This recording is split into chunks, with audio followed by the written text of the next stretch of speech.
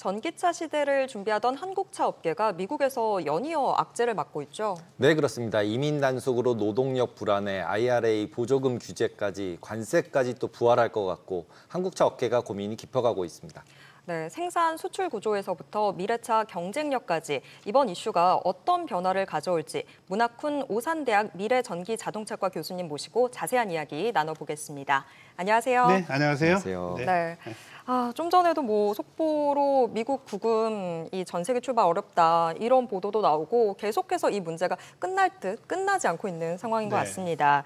일단은 현대차 LG 에너지 솔루션 합작 공장 뭔가 공장 지연되는 건 어쩔 수 없는 일인 것 같고 그러면 얼마나 지연이 될지 이 부분이 좀 궁금해져요. 사실 이제 이게 공장 건설하고 생산하고 약간 좀 구분을 져서 생각을 해야 되는데 이번에는 공장을 건설하는 부분에서 이제 불법으로 이제 취업을 해서 그분들이 이제 단속이 됐던 그런 사례인데 실제 생산이 이루어지는 부분에는 문제는 없어요.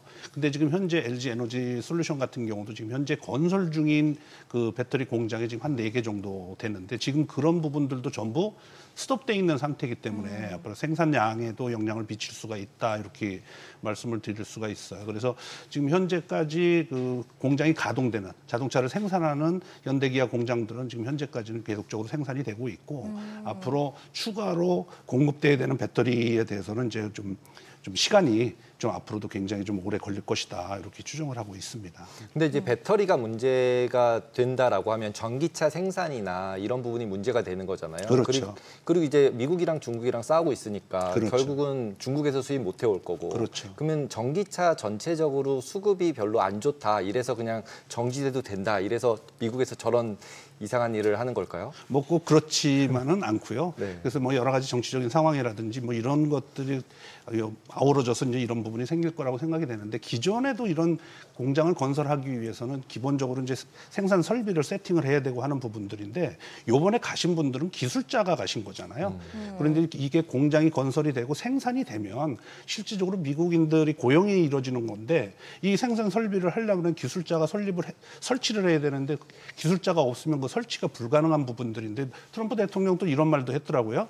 그러면 저희들한테 들어와서 기술자가 우리를 알려주면 우리가 가서 설치를 하겠다 이런 말도 했지만 사실 그런 것들은 굉장히 배터리 공장이라든지 자동차 공장들은 굉장히 좀 보안에 좀 철저히 해야 되는 부분들이 있어서 앞으로도 그런 부분을 어떻게 해결할 것인가에 대해서는 고민을 좀 많이 해야 될 거로 보여지고 지금 아마 기간은 제가 봤을 때는 그분들이 들어오긴 하더라도 그분들이 다시 나가기에는 여러 가지 제약이 좀 있을 것 같다는 생각이 들어요. 그래서 그렇다면 결국은 공장을 건설하는 부분에 있어서는 좀 시간이 의외로 많이 걸릴 수 있다라는 그런 우려도 있다 이렇게 말씀드릴 수가 있습니다. 그럼 결국은 이제 노하우 내놔라. 그렇죠. 이렇게 받아들일 수밖에 없는 저는 거네요. 그렇게 이해를 했어요. 왜냐하면 기술자라는 건 거기에 공장을 건설하는 그 배터리 공장 노하우를 다 알려달라는 얘기인데 그쵸. 사실 그건 기업의 기밀을 달라는 거고 똑같은 얘기이기 때문에 저는 굉장히 좀 기분은 좀 그렇게 좋지는 않았다 그렇게 말씀드릴 수가 있습니다. 그리고 지금 미국에서는 결국 테슬라 자율주행, 그다음에 택시, 로봇택시 이 부분에 대해서 제일 핫해요. 네. 그리고 이제 우리도 벌써 이제 자동차 살 때 이제 자율주행하는 그렇죠. 옵션 넣을 거냐 말 거냐 그렇죠. 고민 되게 많은데 그리고 이제 자율주행 기업들이 이제 중국도 굉장히 활성화돼 활성화되고 있고 그렇습니다. 이 부분을 이제 우리나라는 어떤 정도의 자율주행 상황이고 그리고 우리나라 기업들은 자율주행에서 어느 정도 그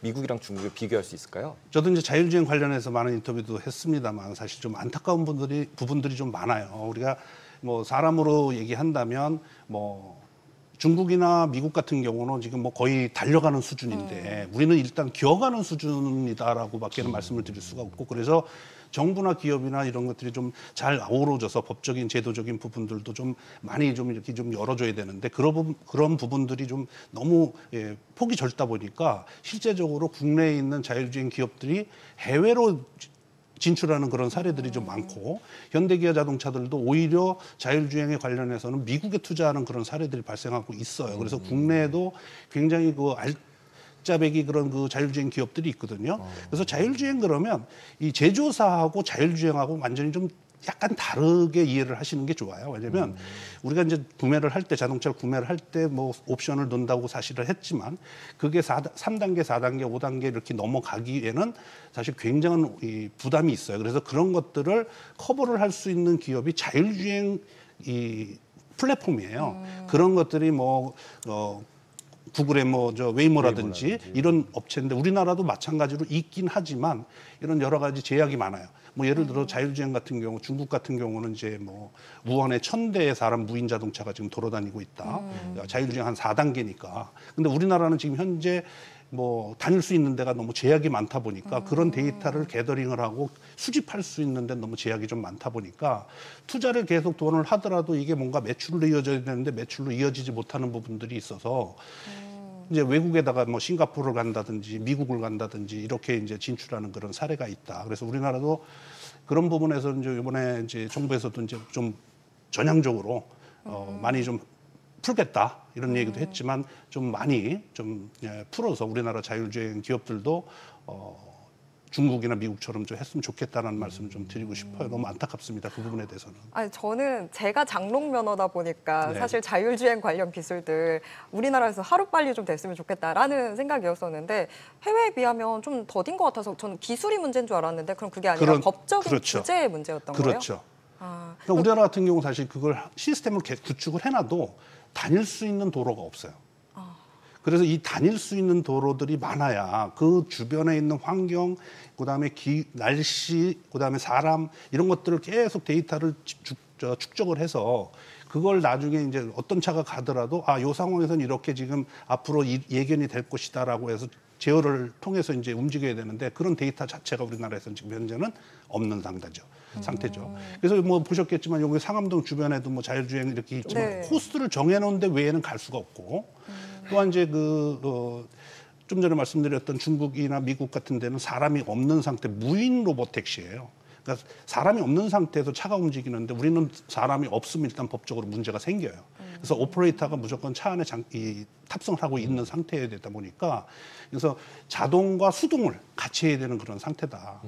근데 또 뭐 어떻게 보면 그렇게 해서 그럼 만약에 무인 로봇택시를 국내에다가 이렇게 런칭을 해서 다니게 했다가 어떤 뭐 인사사고가 발생이 되면 큰 이슈가 되니까 아마 그런 부분들도 법을 이렇게 푸는데도 좀 여러 가지 좀 제약이 좀 있지 않겠나 그런 생각도 좀 해보긴 합니다만 아무튼 좀 법적으로 좀 많이 좀 풀었으면 좋겠다 이런 말씀 좀 드리고 싶습니다. 그리고 최근 이제 지난달 뉴스 보면은 이제 카카오 이제 모빌리티가 네. 중국에 있는 바이두랑 해서 자율주행을 이제 해보겠다. 네. 왜냐면 이제 카카오 맵 같은 경우는 카카오티 맵 이거 같은 경우는 실제 거의 90% 대부분의 한국 그렇죠. 사람이 쓰고 있는데 거기에 중국 자율주행차 소프트웨어가 들어와서 하겠다는 건데 이건 어떻게 해석을 해야 돼요?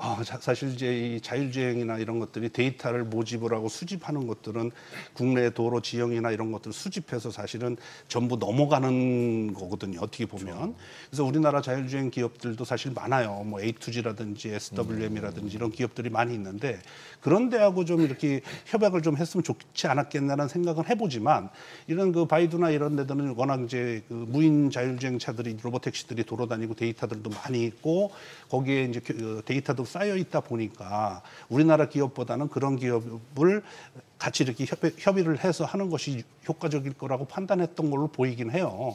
그래서 지금 현재는 그 국토부에서도 이제 그 뭐 포니 AI라고 하는 회사도 있잖아요. 네, 그래서 국내 기업 법인을 만들어서 지금 승인해서 데이터를 이제 게더링하는 그렇게 돌아다니고도 있어요. 그래서 그런 기술들이 중국으로 이게 데이터들이 넘어가는 건 좀 안타깝다. 저는 이렇게 말씀드릴 수 포니 있고. AI가 중국 회사죠. 네네네 그렇습니다. 그러면 기본적으로 중국 회사랑 미국 회사랑 자율주행 같은 경우도 약간 패턴이 좀 다르잖아요. 그렇죠. 그러니까 이제 한쪽은 뭐 라이다를 쓰고 한쪽은 그렇습니다. 라이다를 안 쓰고. 그렇습니다. 그럼 우리나라는 어느 쪽에 포커스를 맞추고 있는 건가요? 사실은 자율주행을 하기 위해서는 굉장히 많은 카메라와 그다음에 라이다, 레이더, 그다음에 GPS 이런 것들이 이제 기본적으로 센싱할 수 있는 부분들이 장착이 되는데 그래서 좀 전에 말씀하신 것처럼 뭐 카메라 중심의 어떤 데이터를 게더링한다 그러면 테슬라 같은 경우에 일반적으로 이제 그런 거고 대부분들은 이제 좀 전에 말씀드렸던 카메라도 뭐 한 14-15개가 장착이 돼 있고 GPS라든지 아니면 뭐 라이다, 레이더들도 굉장히 많이 장착이 돼서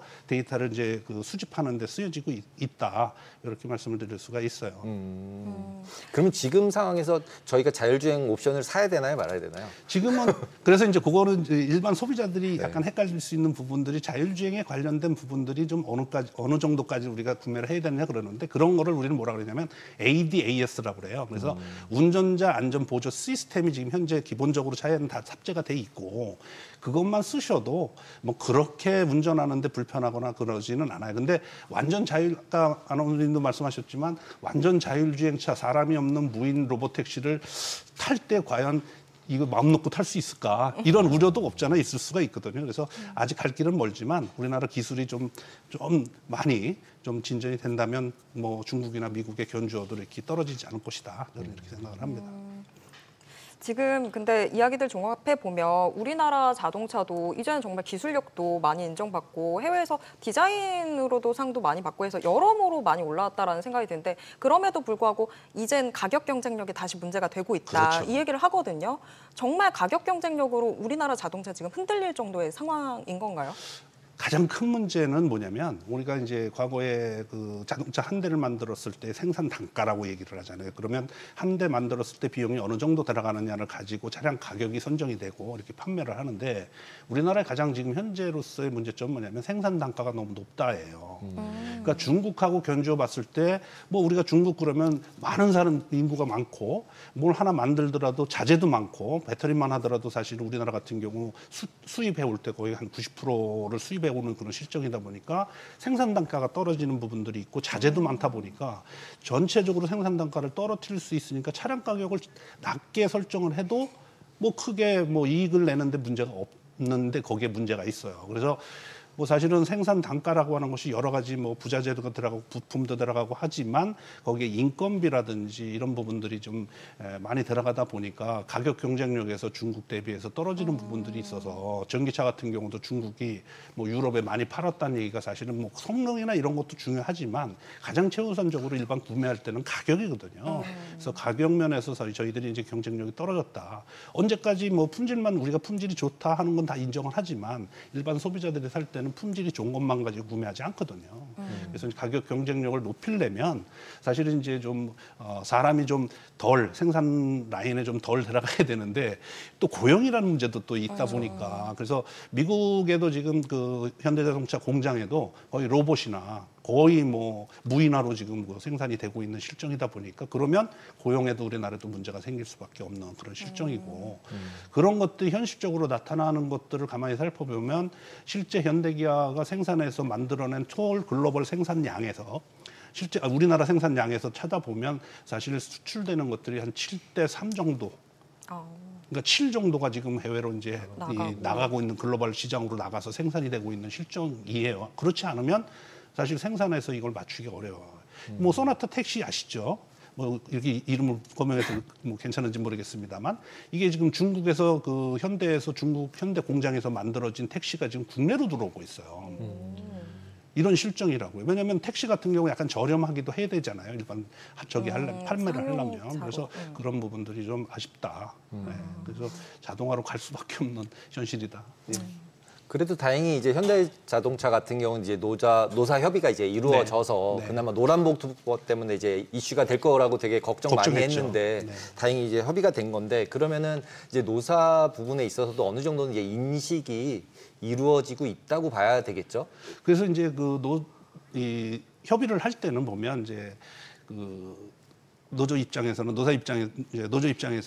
그러면 우리도 경영의 일부를 참여하면 좋지 않겠냐. 왜냐하면 자꾸 생산량이 밖으로 외부로 나가는 것에 대해서 그럼 자기 일자리들이 줄어드니까 좀 다 나가면 그럼 우리 한국 사람들은 어디서 일하냐 뭐 이런 얘기도 있습니다만 근데 그게 지금 현상적으로 봤을 때 그렇게 하지 않으면 생존 자체도 위험한 상황이 생기거든요. 그래서 노조 부분들도 좀 전향적으로 같이 살 수 있는 이 상생할 수 있는 부분에 대해서는 좀 연구를 좀 많이 했으면 좋겠어요. 경영진이나 아니면 노조들도 서로 상생할 수 있는 방법이 뭐냐 서로 이렇게 대립하지 말고 저도 뭐 자동차 제조사에서 근무를 했습니다마는 그런 부분들이 늘 안타까운 부분들이 있어요. 그래서 좀 상생할 수 있는 이제 글로벌 회사로서 키워갈 수 있는 부분들이 노사 상생이 좀 아주 중요하다고 저는 생각을 합니다. 그리고 이제 보통 저희가 이제 자동차를 구매할 때 비교할 때 보면 이제 전기차 살까 가솔린차 살까 이제 고민을 하잖아요. 그런데 최근도 그렇고 연비 때문에 계속 하이브리드 얘기를 하고 하이브리드 같은 경우가 전기차가 가기 전에 이제 그렇죠. 충분히 쓸 수 있다. 그리고 그거는 이제 현대차랑 일본 차밖에는 없잖아요. 네. 그러니까 충분히 경쟁력이 글로벌하게 있다. 이렇게 보는 시각도 있더라고요. 그래서 실제 미국에서 판매되는 주량 이게 우리가 관세 문제도 있었지만 실제적으로 미국에서 판매가 조금 이렇게 좀 올라간 이유 중에 하나가 요 하이브리드라든지 이런 내연기관이 없어지면서 하이브리드로 전환시켜서 하이브리드 차량들이 많이 판매된 부분들도 있어요. 그래서 하이브리드가 사실은 중간 역할을 하는 것도 있지만 또 전기차 같은 경우도 우려도 있잖아요. 뭐 여러 가지 뉴스를 다 보셨겠지만 뭐 불이 난다든지 뭐 이런 부분들이 있어서 안전에 좀 이게 위험한 거 아니냐라는 사실 분들도 계시긴 하지만 사실 그런 거는 전기차가 지금 우리나라에 한 68만 대 정도가 판매됐는데 실제적으로 그런 케이스가 그렇게 많지는 않아요. 그러니까 안전에 크게 문제가 없다. 뭐 이렇게. 근데 뭐 사실은 당하신 분들은 뭐 그거 안전에 문제가 있다라고 말씀하실 수는 있지만 그 정도로 안전할 수 있도록 시스템들도 구축을 하고 있어서. 근데 다만 이제 하이브리드 같은 경우는 어찌 됐든 이 휘발유나 이런 거를 이제 연료를 소모가 돼야 되는 부분들이 있어서 일반 소비자분들이 약간 좋아하기는 해요. 또 충전하는 불편함도 없고 이제 그래서 쓰기는 합니다만 결국 저는 이제 이게 트렌드 자체가 하이브리드에서 전기차로 시대적 변환을 통해서 전기차로 많이 이렇게 가지 않을까 저는 이렇게 생각을 합니다. 수소차는요? 수소차에 대해서 저는 이렇게 약간 좀 반감을 갖고 있는 부분들이 없잖아 있는데 수소차가 지금 현대 한 차종만 지금 나오고 있어요. SUV에서. 근데 이게 저는 이제 어느 쪽으로 방향 전환을 해야 될 것으로 보여지냐면 이 트럭이나 이런 차들 또는 선박이나 이런 쪽으로 방향 전환을 해야지 안 그러고 이제 승용이나 이런 쪽으로 수소차가 내려오는 거는 조금 왜냐하면 수소 충전소를 설립해야 되죠. 그다음에 이게 이제 불안하죠. 이런 부분들 때문에 일반 소비자들이 사실 수소차를 좀 꺼려하는 부분들도 있고 불편한 부분들도 있어요. 충전소도 별로 없고.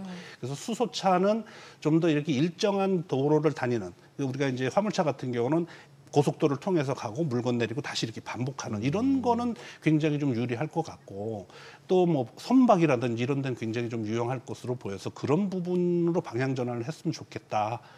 그래서 이제 이게 수소차 같은 경우는 충전하는 게 가장 문제잖아요. 네, 맞습니다. 그래서 이제 또 충전소를 설립할 때도 뭐 굉장히 많은 돈이 필요하기 때문에 또 이게 님비 현상으로 인해서 이 도심에는 또 수소 충전소를 설치할 수 있는 부분들이 있어서 아마 승용차나 이런 RV나 SUV로 내려오기는 좀 어렵지 않느냐. 그래서 우리나라도 이 수소 경쟁력이 좀 굉장히 좋아요. 그렇죠. 그래서 그런 쪽으로 제가 말씀드린 것처럼 트럭, 화물차, 선박 뭐 이런 쪽으로 좀 방향 전환을 했으면 좋겠다. 이런 말씀 좀 드리고 싶습니다. 네, 교수님 오늘 말씀 여기까지 들어야 될 것 네. 같습니다. 고맙습니다. 네, 감사합니다.